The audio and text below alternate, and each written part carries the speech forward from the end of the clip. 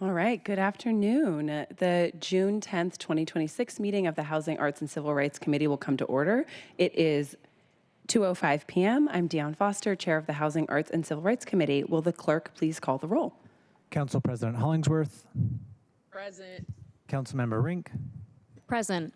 Vice Chair Lynn, Chair Foster. Here. Chair, there are 3 members present. Thank you. And note that Councilmember Juarez has been excused from this meeting. And clerk, I'm going to ask that you call the roll one more time here in a second because I believe we've got Councilmember Lynn joining us. Council President Hollingsworth. All right. Councilmember Rink, Present. Vice Chair Lynn, Present. Chair Foster. Present. Chair, there are 4 members present. Fantastic. Okay, and note that Councilmember Juarez has been excused. If there is no objection, the agenda will be adopted. Hearing no objection, the agenda is adopted. We will now open the hybrid public comment period. Public comments should relate to items on today's agenda or within the purview of this committee. Clerk, how many speakers are signed up today? Currently, we have 3 in-person speakers and none remote. Okay, fantastic. So with fewer than 30, there will be 2 minutes per speaker. And as we have folks just come up to the mic, just make sure that you adjust the mic and speak directly into it so that we can hear you well. Each speaker will have 2 minutes. We will start with in-person speakers. Clerk, can you please read the public comment instructions? The public comment period is up to 60 minutes. Speakers will be called in the order in which they are registered. We'll begin with in-person speakers, then move to the remote speakers. Speakers will hear a chime when 10 seconds are left of their time. Speakers' mics will be muted if they do not end their comments within the allotted time to allow us to call on the next speaker. The public comment period is now open. We will begin with the first speaker on the list. The first speaker is Ron Horning, and will be followed by Alicia Ruiz. Okay. Good morning or good afternoon. I'm here to talk about the Social Housing Board asking for changes to their powers under SMC 3.110.050, which I believe is in this. It's not written this way. It's kind of deceiving, but that is in that on Q in there, there is an eminent domain portion where they can go to the city, the mayor, or the council and the mayor to ask for eminent domain to take people's homes, their businesses along anywhere where there's urban renewal or community planning. Currently, there's community planning going on along Aurora from 80th to 145th. I'm fall inside that. And I don't think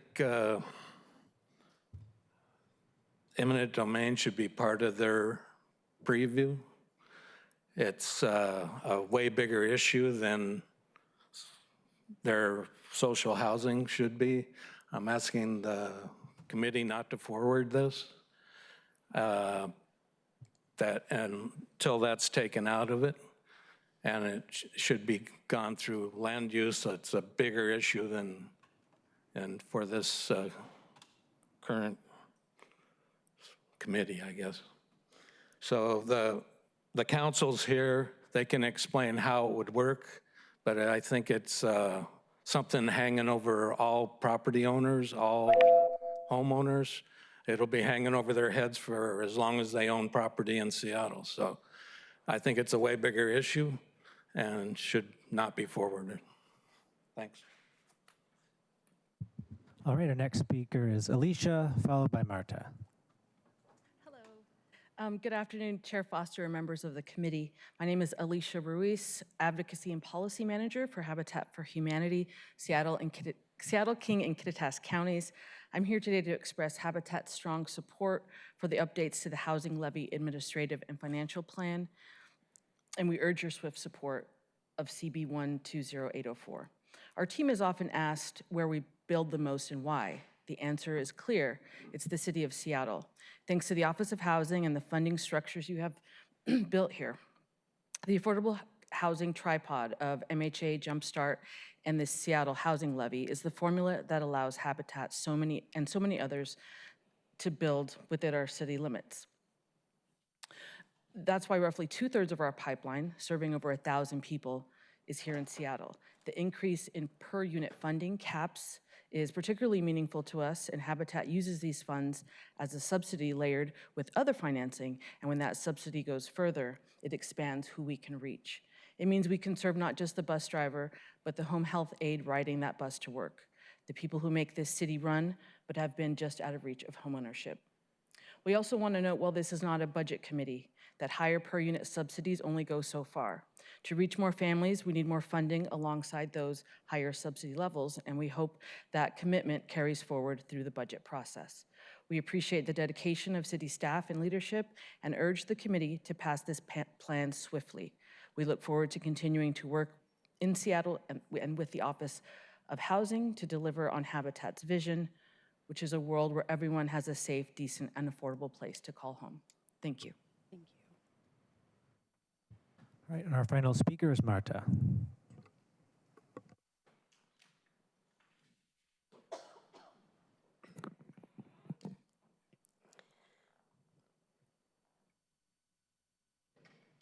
Thank you, Housing, Arts, and Civil Rights Committee, for allowing community members to share our thoughts with you today. My name is Marta Kirana, and I'm the Community Engagement Manager for the Low Income Housing Institute, or LEHI. And I'm here today to speak to the ordinance adopting the 2023 Seattle Housing Levy Administrative and Financial Plan for the program years 2026 through 2028.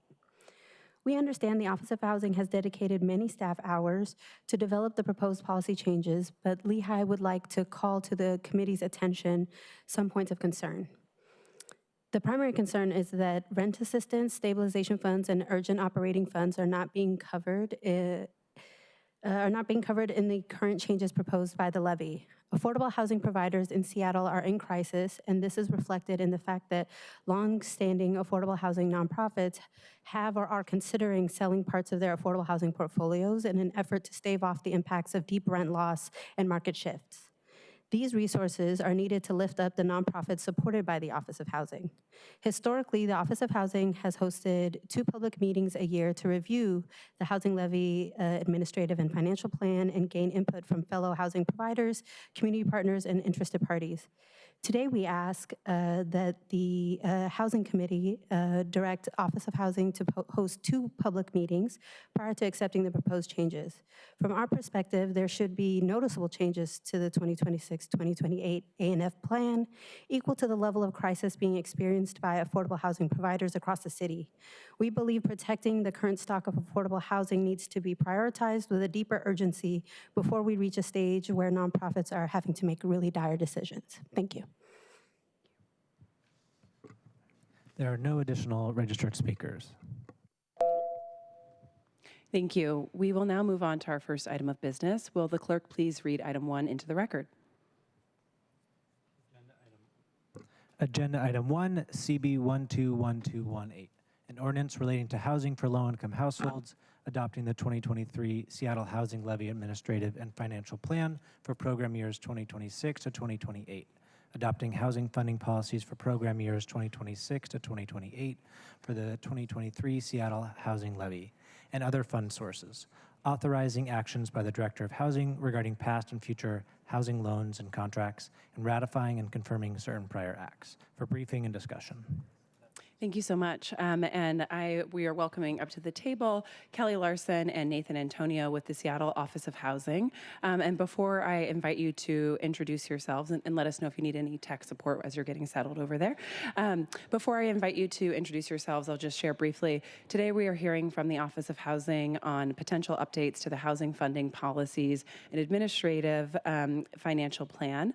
These direct OH and provide guidance on how OH administers their housing funding, including housing levy and other fund sources. So I want to express my appreciation to the OH team and the Mayor's Office for your work on this legislation, and appreciate our public commenters for coming in today to both share support for this legislation and also share requests.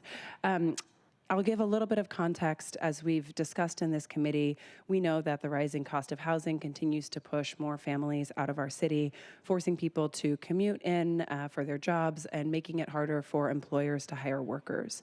We know that Seattle has also led the nation in new affordable housing production, and our Office of Housing continues to find innovative ways to partner with our affordable housing providers to meet the demand for rental units as well as the demand for home ownership, and making and creating opportunities that families can actually afford. In recent years, we've made important adjustments to help spur construction of more family-sized units, which we know we need more of in our city. And OH has also undertaken steps to stabilize our affordable housing providers, as we heard one of our public commenters speak to today, who are facing a debt crisis here not just here in Seattle, but across the country. We're seeing the similar challenges for affordable housing providers needing that operational dollars. I want to clarify for folks, one, this is a briefing and discussion today, so we are not voting on what is coming before us. As is typical, we want to make sure that we hear this in committee and give committee members an opportunity to engage first. This legislation builds on changes that were made in 2024 and is focused on codifying existing processes and procedures for the Office of Housing to administer their funding. So we will hear from OH today, and then we plan to hold a vote in a future committee meeting. And the last portion, just for committee members' awareness, because of FIFA World Cup, we will be inviting folks to join our meeting on the 24th virtually to help reduce any strain on traffic and folks needing to come into downtown. We want to make sure that everything runs smoothly. Colleagues, if you have questions or if you have engagement where you're desiring amendments, as always, I want to be transparent with you about those. So we ask that you engage with central staff by Monday, June 15th at 5 p.m. On those concepts and ideas if you're seeking to request amendments. Okay, with that, I will invite our presenters to please first introduce yourselves and then walk through your slide deck. Thank you, Chair Foster and committee members. I'm Kelly Larson, Director of Policy and Planning at the Office of Housing. And I'm Nathan Antonio. I'm a policy planning and data analyst also in the Office of Housing. All right. So today we're here to discuss the Housing Levy Administrative and Financial Plan and the housing funding policies. We're going to walk through the process that we worked through to draft these updates and share the details of the proposed updates. The Housing Levy Administrative and Financial Plan, or the ANF plan, provides basic guidance on the use of funds and other requirements for the 2023 Seattle Housing Levy programs. No other funding sources are discussed in the ANF plan. The ANF plan and its requirements were created in the Housing Levy Ordinance, and the plan was completed and adopted in 2024. The ANF plan is a shorter document, around 12 pages, and we're proposing minimal changes that tidy up language and update the formatting to meet accessibility requirements. The housing funding policies is what we are here to primarily discuss today. These contain policies regarding the use of all city funds managed by the Office of Housing and across all program activity areas. These policies are generally updated every 2 years, with more major revisions occurring every 7 years, coinciding with the housing levy reauthorizations. The housing funding policies document is much longer, almost 90 pages, organized in 11 chapters with many subsections. Even with 90 pages, these policies do not describe every practice at the Office of Housing. We strive for balance here to share the program and policy details that are most important for understanding how OH funds are prioritized and administered. We are continuously reviewing these policies throughout the year and recommending updates, and we view this update process to be a somewhat routine part of our work. This round focuses on technical updates, clearer procedures, and stronger consistency. None of these changes shift our core priorities or desired outcomes. A little background on process here. So as Kelly mentioned, in 2024, we completed a substantial revision of the Levy ANF plan and the housing funding policies. The major update included numerous community meetings with housing operators to hear concerns, propose policy changes, receive feedback, and finalize work. I would add that there were also public meetings during that time. We are, however, always collecting ideas and feedback about our policies. Even as we completed the major revisions in 2024, we had a running list of items to bring back for updates. Many of the discussions we have had with community partners over the last year have focused on funding practices that exist outside of these council-approved policies. Like Kelly mentioned, we try to strike a balance on detail in the housing, in the housing funding policies. But we always continue to work with partners to discuss and develop those guidelines. Late in 2025, we started considering precisely what to put forward in the updates to these actual documents this year. So we had conversations about what those changes might look like and how to implement them. And since major work was completed in 2024, we fully anticipated relatively limited, fairly minor, and primarily technical updates this time around. At the beginning of 2026, we began work in earnest, collaborating across teams to research and resolve on approaches to changes, and then to begin drafting actual language.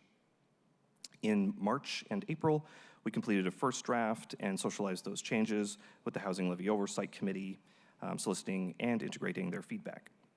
So then we completed that process in May and proceeded to transmit the documents to City Council, and so here we are today. So I'll go on to kind of summarize some of the specific changes that we're proposing here. And they can be categorized into three high-level categories. First, there's technical updates and fixes, and these encompass the most substantive changes that have some impact on funding and projects. Next, there's procedure clarification.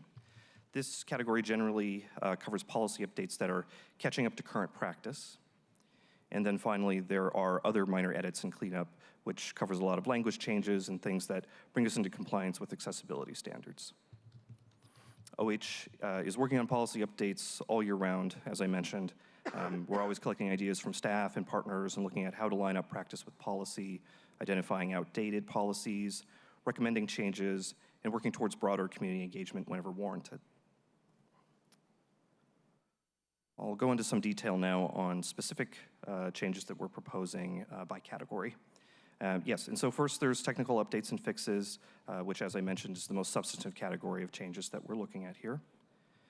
First among those, in accordance with the spend plan and financial modeling done for the 7-year 2023 housing levy, we are proposing an increase to the per unit limits for homeownership development subsidies.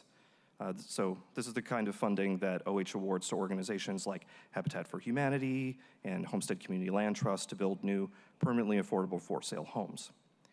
These caps have different levels depending on the number of bedrooms in funded units, and we're raising them all by $30,000 per unit, which is exactly what had been modeled out when we proposed the housing levy.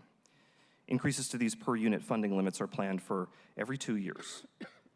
Higher subsidy is needed to account for inflation, as well as increased costs of development, including financing, labor, and materials. These caps are described in Chapter 4, Section 2D, Roman numeral 5, for anyone following along at home. And just a little background for you. So with the authorization of the 2023 levy, the original per unit caps for homeownership development are $100,000 per unit for a studio, $120,000 per unit for a one-bedroom, $140,000 for a 2, $170,000 for a 3, and $180,000 for units with 4 or more bedrooms.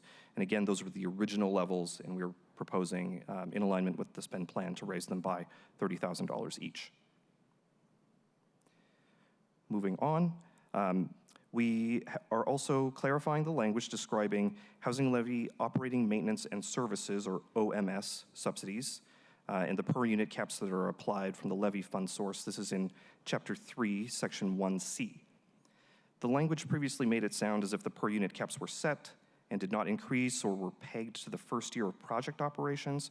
However, in modeling and actual practice all along, the per unit caps were actually designed to increase with each year following passage of the levy. So we just tried to make that clear in writing. So for reference, they were originally $5,415 per unit per year, and they go up by 4% every year per the plan. And so in 2026, they are $6,091 per unit per year. Also in Chapter 3, Section 1B, that's the OMS chapter, we stated the OH practice of very rarely allowing for 50% AMI level rents to be charged to residents of units that receive OMS subsidies. So OMS subsidies are intended to support units that house residents with incomes at or below 30% AMI, and that is generally almost universally the case. However, due to project underwriting, about half of the units in PSH projects are regulated at 50% AMI. So in the very rare circumstances where a resident of one of those 50% AMI regulated units actually has an effective income over 30% AMI, when this happens, it's usually because they get some sort of extraordinary benefit, oftentimes from the Veterans Administration. We have allowed providers to charge up to 50% AMI level rents. This practice is beneficial to projects because they very rarely receive sufficient subsidies or rent revenue to cover ever-increasing operating costs. And since they are charging extremely low rents, they just pretty much always have some kind of gap between income and expense. At the same time, charging 50% AMI level rents to these folks imposes relatively little burden because their incomes are actually a little higher. So this policy change simply makes it clearer for housing operators when OH can and cannot consider this very rare allowance. And then finally in this category, we clarified and specified the language around resident and unit AMI restrictions for different programs in the general OMS bucket to be more specific to fund source. So to explain a little more, many OMS programs braid funding from multiple sources, and each one of them comes with their own and varying income restrictions. So these changes simply clarifies those differences. We made these changes to the sections that are entitled Eligible Households, again in the OMS chapter, in the sections on the OMS Subsidy Program, the Resident Services Program, and the Operating Stabilization Program. I'll go ahead and move on to the next category of changes that we're proposing. These are procedure clarification. So in many cases, language in the housing funding policies, or HFP, was overly complicated, obtuse, or simply didn't represent current reality. So we made changes to align with current practice, state eligible uses in clearer terms, and update some governing policies to better reflect actual OH work. So, just a little background for you. The HFP has been around for many years as staff have come and gone and programs have come and gone in OH. So we have to update it periodically simply to accommodate how OH and our programs have grown and evolved. So again, in the OMS chapter, that's chapter 3, we made some changes to identify the difference between review, contract renewal, and invoicing processes and responsibilities. We also updated the eligible use of funds sections in the OMS chapter to align with contract language. We also clarified the longstanding allowance for administrative costs of up to 10% of program contract funds. These changes help OH staff do their job better and with greater certainty. We also changed language around operating stabilization grants. You may also know this as urgent operating stabilization. This is also in Chapter 3 in Section 4. Now, with a couple of years of administering these funds, we've added more specific language around eligible costs, such as insurance and security, clarified the terminology employed around the program, and updated introductory language to remove references to the COVID-19 pandemic. Similarly, we made some changes to parts of the rental housing chapter, which is Chapter 2, to better detail actual practices around prevailing wage and the NOFA, that's the Notice of Funding Available, application review process. So just by way of example, on prevailing wage, as we've alluded to earlier in this presentation, we actually have a separate document outside of the HFP that goes into a lot more detail around our practices with prevailing wage. And so in the policy, we simply pointed out that this document exists, that folks need to go to the website to really get full information about that. And then likewise, in the NOFA review process, about 90% or more of what we did there was really just wording cleanup, but we did add, by way of note, that we place a value not just on the number of units to be produced as we're doing evaluations, but also on the number of people that those units can house, which is kind of a nod to, I think, our shared desire to get more units with more bedrooms into the mix.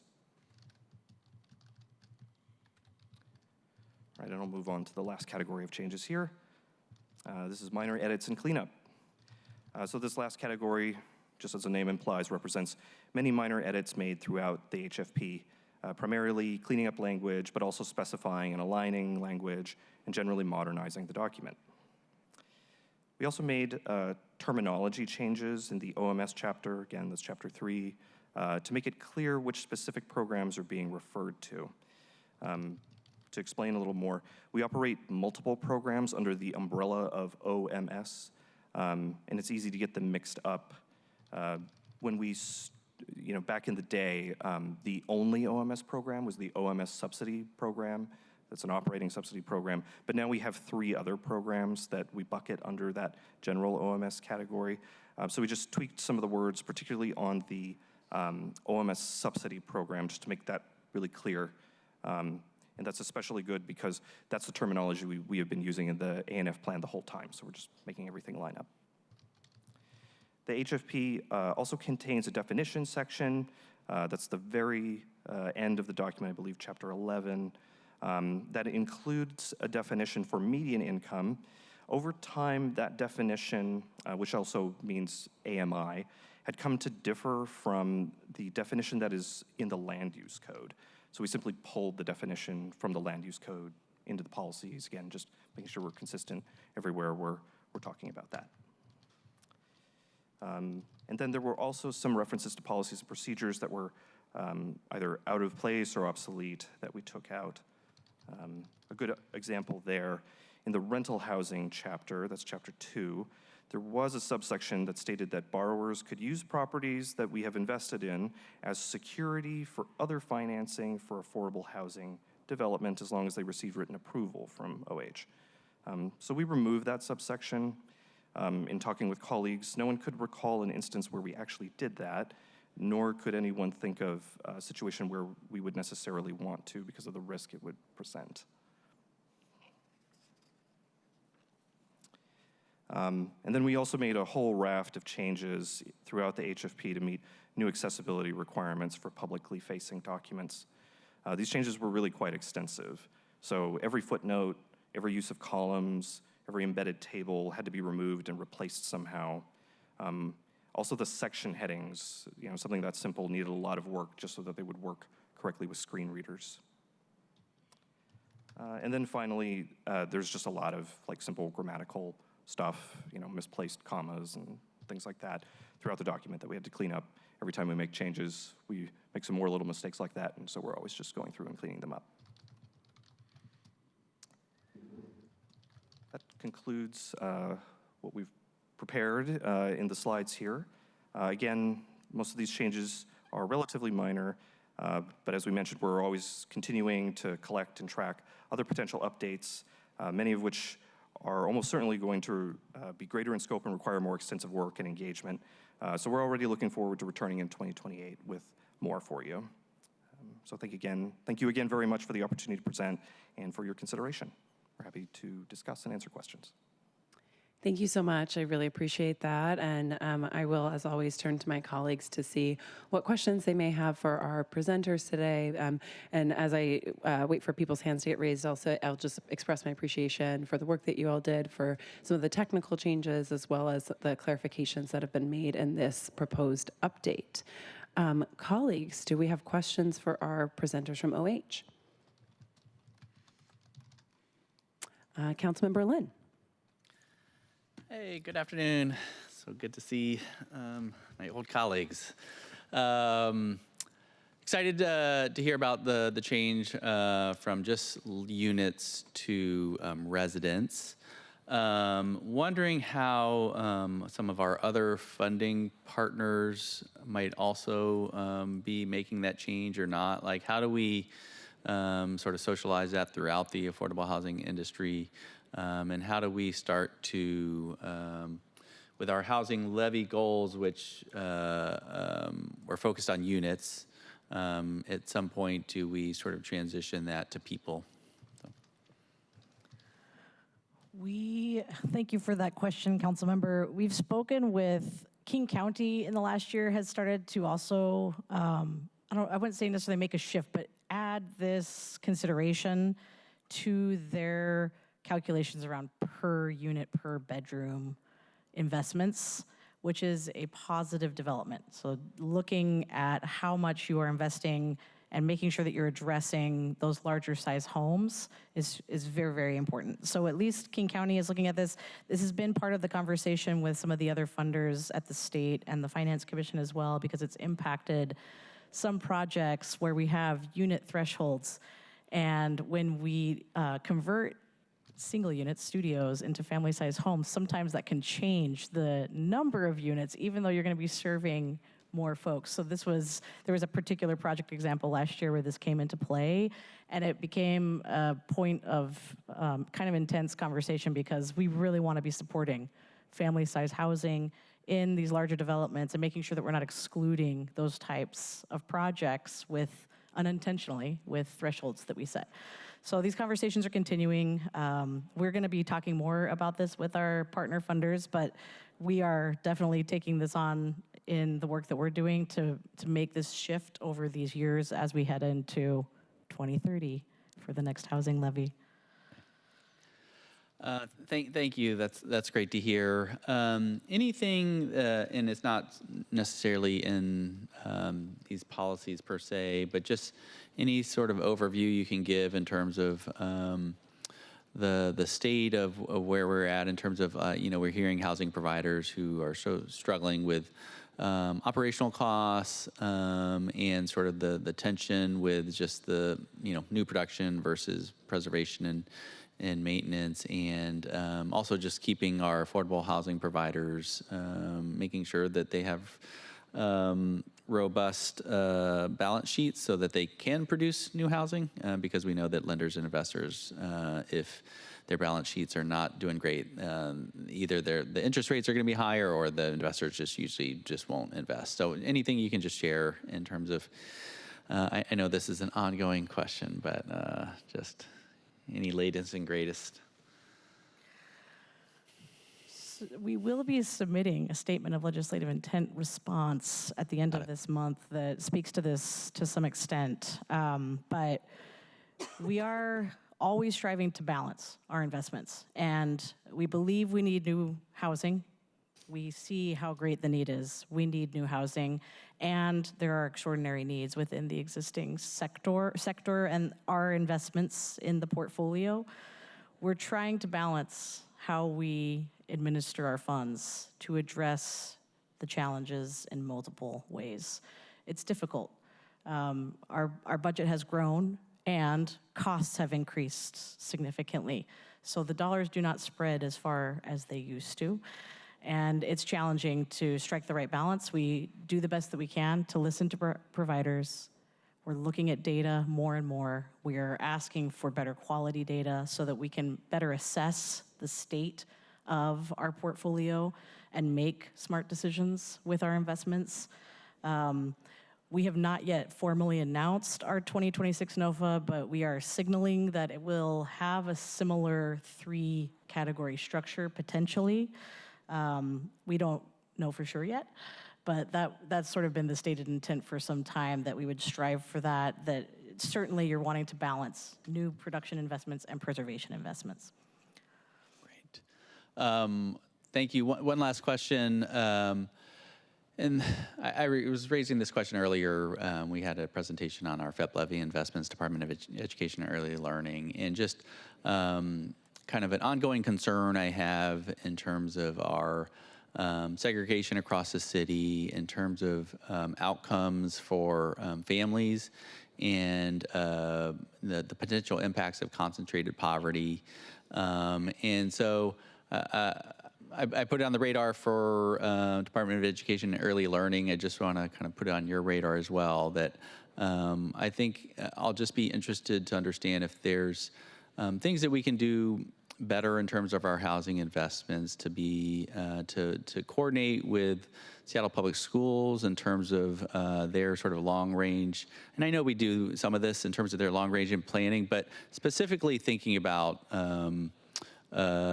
more integrated schools and addressing the economic segregation in our schools through some of our housing investments or our long-range sort of comprehensive plan. And just, if there was any data about sort of the pros or cons of when we have concentrated poverty in our neighborhoods, whether that's outcomes for our residents or again, sort of educational outcomes for the students. So just don't really need a response, but just wanted to put it out there as we start to look at our next NOFA and ongoing long-term range planning. Well, I'll just briefly respond that we do have a team member who's dedicated to working with Seattle Public Schools, and there's a lot of conversation happening on the data front there. They have told us that the type of housing that produces the most students in Seattle Public Schools is affordable housing. Right. So you're seeing a higher per capita contribution of public school students from the type of housing that we invest in, and Seattle Housing Authority and others. So this really does matter.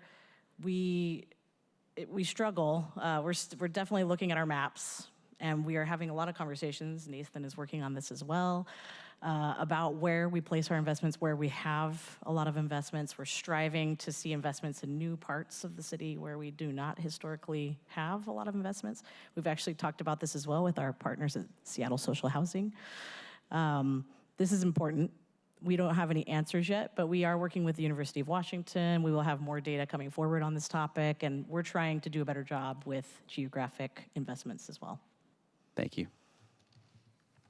Thank you so much for those fantastic questions, Councilmember Lynn. Councilmember Rink, you're recognized. Thank you, Chair Foster, and thank you all for the presentation today. And just at the top, I want to state what an incredible thing it is that we have a housing levy, we have revenue from Jumpstart and through MHA to go towards building more affordable housing. And as the Chair stated at the beginning of this meeting, our region is leading the country in affordable unit production. And that's certainly something that should be celebrated. And I say that celebration also with full recognition of the challenges that are facing our affordable housing sector that we often unpack in this committee. And one of those challenges I want to daylight today just in this discussion is how smaller community-based organizations are able to access funding through Office of Housing. And speaking broadly, this is something that I believe cities and government in general, we're always trying to find ways to open up opportunities for smaller organizations and folks who have not been able to secure public funding to advance projects are able to do this work. And as we know in the affordable housing world, oftentimes the city is first dollar in for so many projects, and that often is a predecessor step for being able to unlock funding through the Housing Trust Fund, the county, or through philanthropy. And I know in my office's conversations with a number of smaller organizations, they're being directed to do a number of things in order to kind of have a chance from being told to partner with a developer, and when they do, they're told to pick a different one, being asked a number of requirements in terms of, how we can try and be shovel ready, needing to achieve a certain level of funding to receive OH dollars, but at the same time being told by private investors that they won't get involved until OH acts first.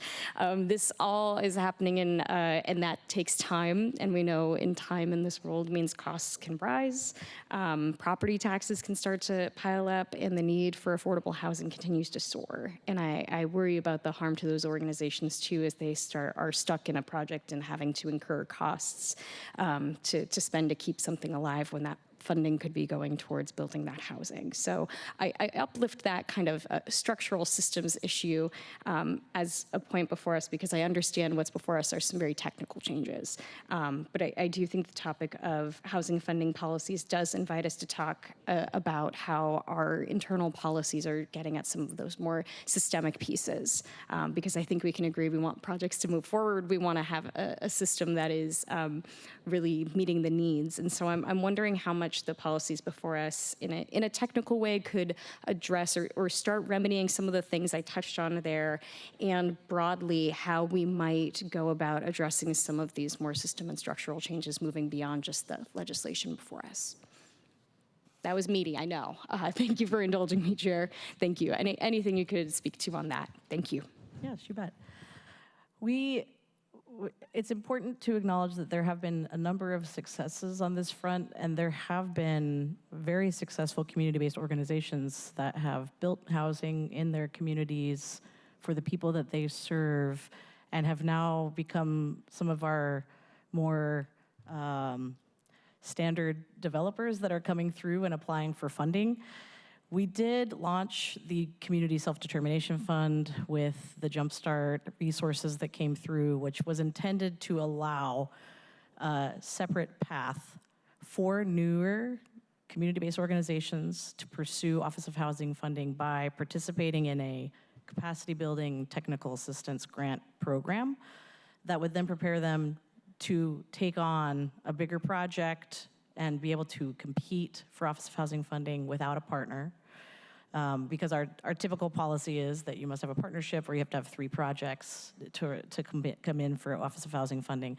The CSDF, Community Self-Determination Fund, allows a different path, but it does require time to go through updating your bylaws, working on your capacity, make sure that you're ready to take on such a significant financial obligation and work through that whole process. It's us, it's the banks, it's the other public funders. It's a very serious process to take on housing and then operate it for 50 years. So we take it seriously, and that's where we have changed our policies over the last several years, and it's still difficult for some small organizations to enter this world. So we need to keep doing better. And we're learning still from these investments in the Community Self-Determination Fund. It'll be interesting to see what happens in the years ahead.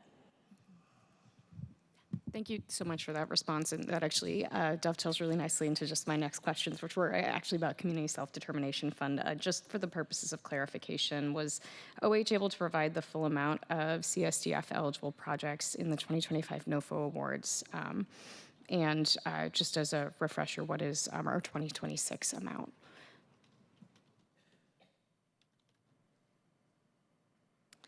I will have to get back to you on the projects that received in the 2025 NOFA.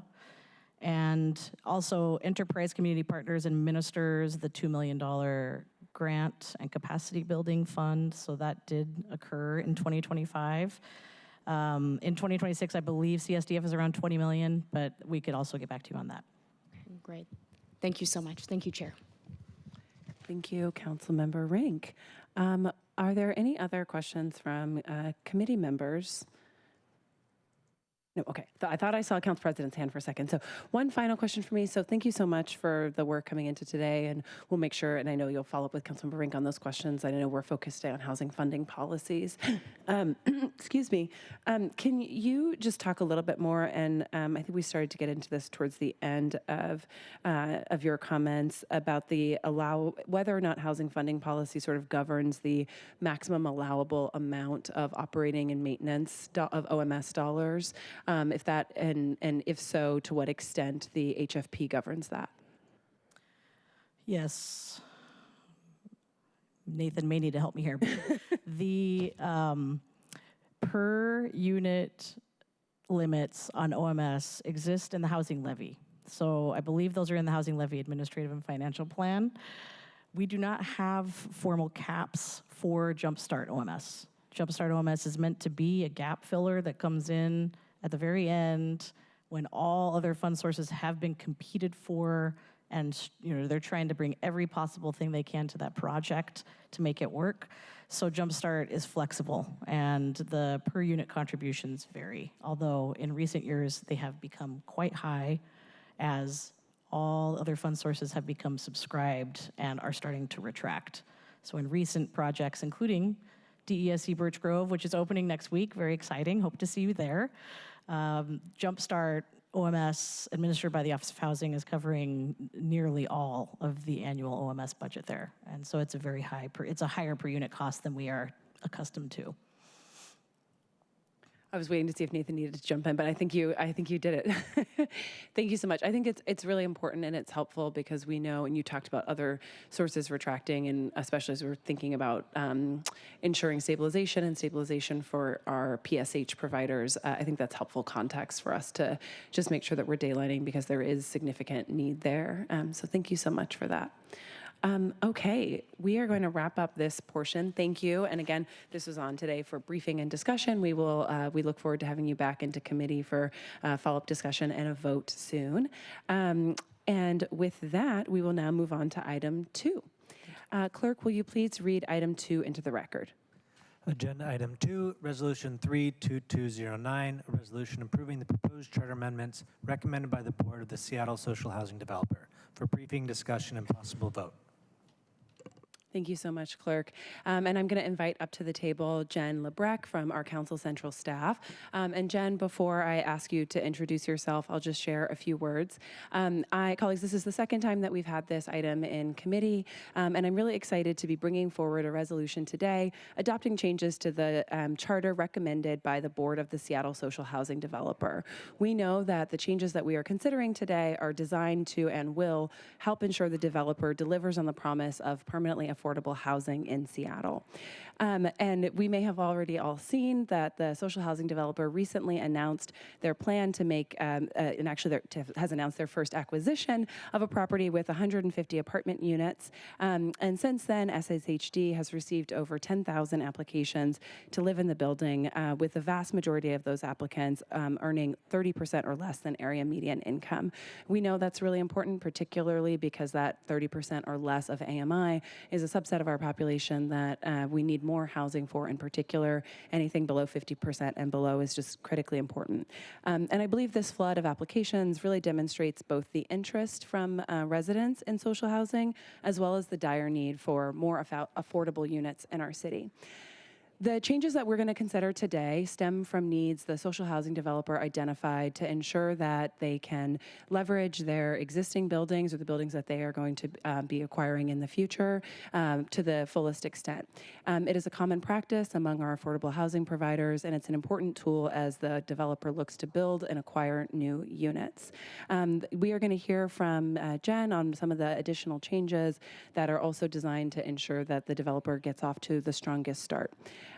Over the last several weeks, and after hearing the need for some changes, our office has worked really closely with the social housing developer to identify changes in the charter that are going to be successful, that align with the values and the goals that voters approved when they overwhelmingly voted in support of Initiative 135. So I appreciate the work, and I want to thank the developer for working closely with us, and thank you for passing these changes at your board. So these amendments were considered at the Seattle Social Housing Board at their May 5th meeting, and they voted to recommend the changes that are before us. The board has also made a small technical edit to the amendments that were passed at the May 21st board meeting. And with that, I will hand it over to Jen, who will walk us through some slides that tackle each of the individual proposed changes. Welcome, Jen. Hello, again, Jennifer Lebrecht, City Council Central staff. Give me one moment to share this presentation.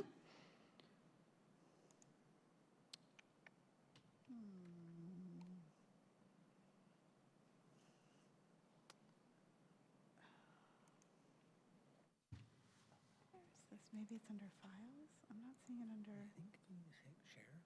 Oh, nope. Oh, yep. Expand. There we go. Yeah.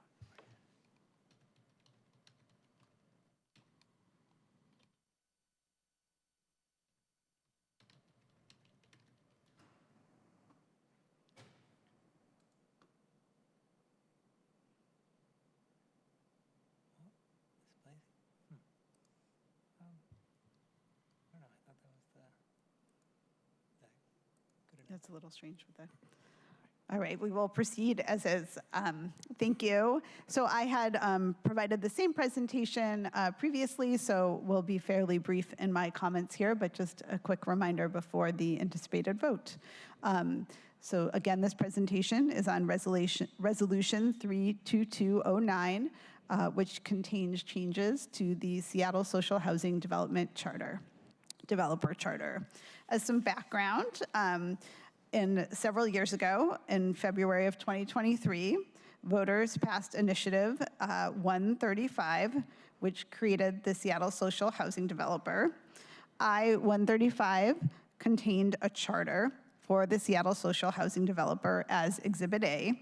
Under that charter, City Council approval is needed to revise the charter.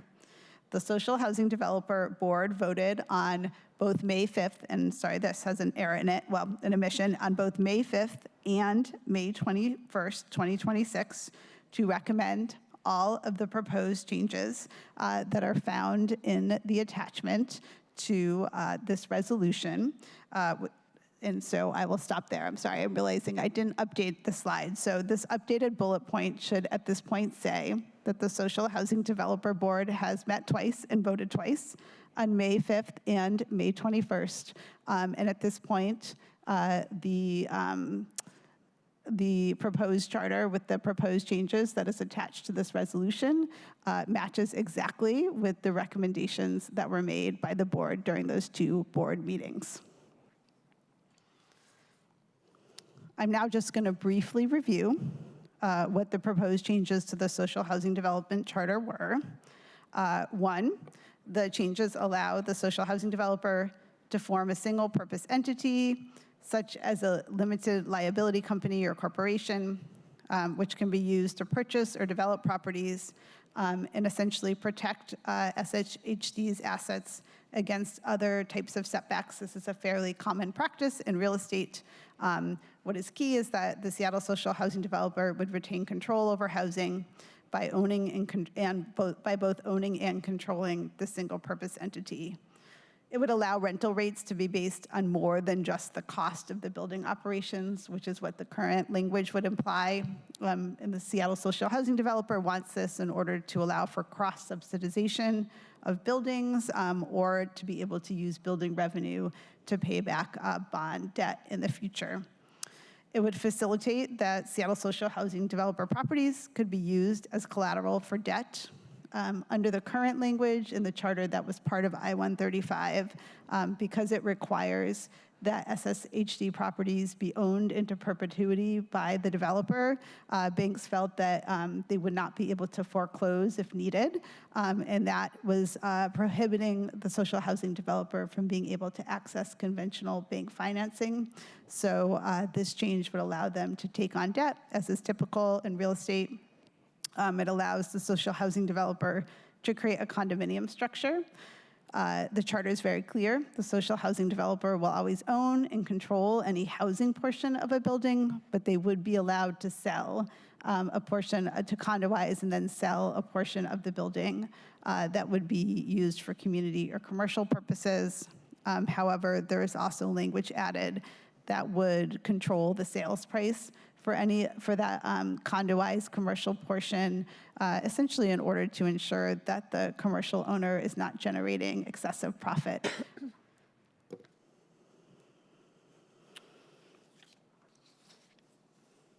The proposed changes also establish the process by which the 7 Seattle Social Housing Developer Board positions that are currently appointed by the Renters Commission will be appointed by the constituency once the Seattle social housing developer begins operations of a social housing building.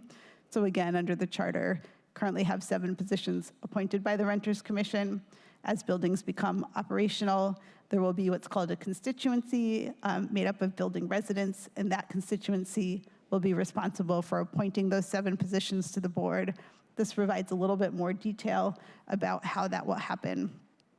It eliminates the requirement that the constituency select an independent auditor because, in fact, the auditor must be the state auditor. So this was not a necessary provision.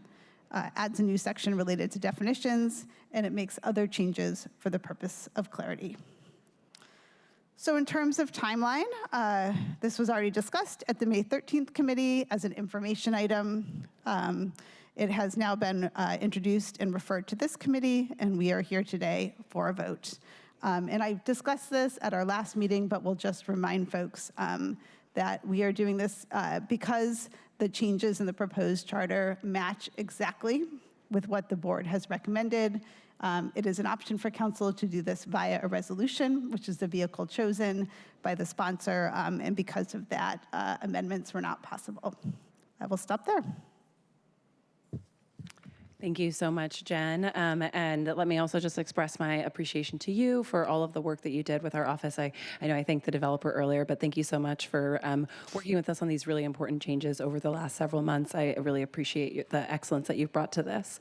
Colleagues, I will be turning to you for questions. I will first just reiterate something I meant to say at the beginning, and Jen also did a great job clarifying in her overview, which is just the change around the auditor component. And it is not removing any ability to be audited. It is just removing that because the existing other ordinances on our public developers require that the state auditor is the auditor of choice. There actually is no choice. And so that is why that change is being made. It's a technical change just to reflect that. So thank you for covering that, Jen. With that, colleagues, I will turn to you for questions. And again, I know this is the second time we've had this in committee.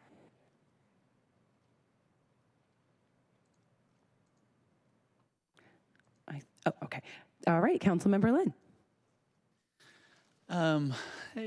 Quick question. On page 3 in the red line under powers, it spells out, so it looks like previously it said public developers shall have all powers available to public corporations, state and local law.